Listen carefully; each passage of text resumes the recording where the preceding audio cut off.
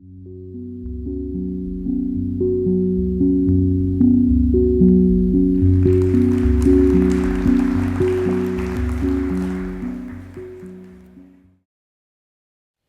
morning, everyone.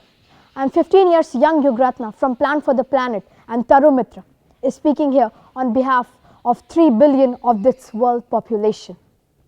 In 2050, I'll be 54, and I wonder what planet would I be seeing then.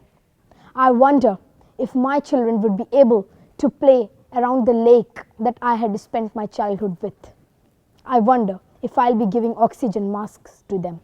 And more than that, I wonder if it will be a good morning to them.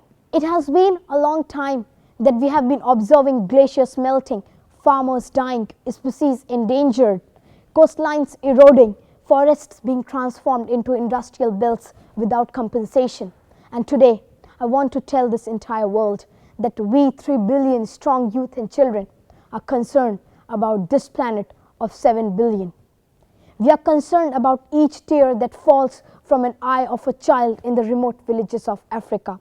We are concerned if a species is denied its existence. Quoting our Secretary General, now more than ever, we need to connect the dots between climate, poverty, energy, food, and water.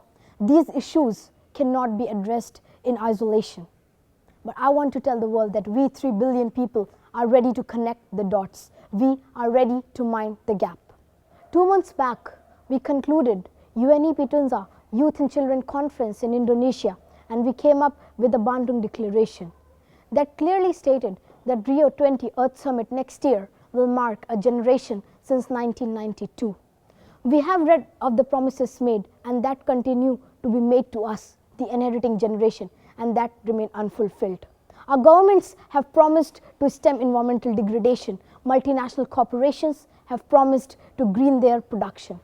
We want our governments to develop national green economy plans, meet the Millennium Development Goals by 2020 with tangible achievements, ensuring children and youth participation at all levels of sustainable development, ensuring human rights and access to education and employment in all sectors of green economy, incorporating environmental and social consideration in economic policies, lobbying the media institution to pay more attention to the environmental reports, adopt ambitious sustainable development goals, and hold all governments responsible for their action.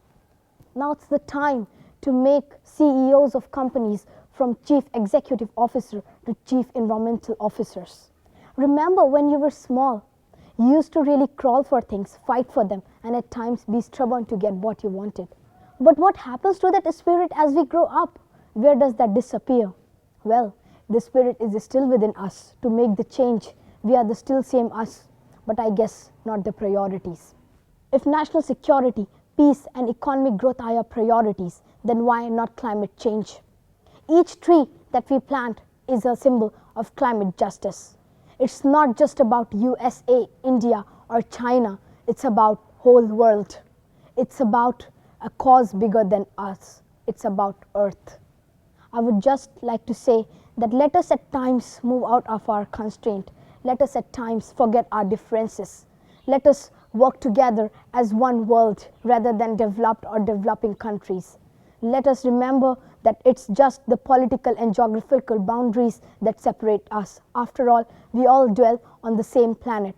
I, Yugratna Srivastava, assure you the full support of the young generation in this quest for a greener, healthier, and a better planet. I'm very hopeful that the talks in Rio next year would end up with consequences good for this entire humanity.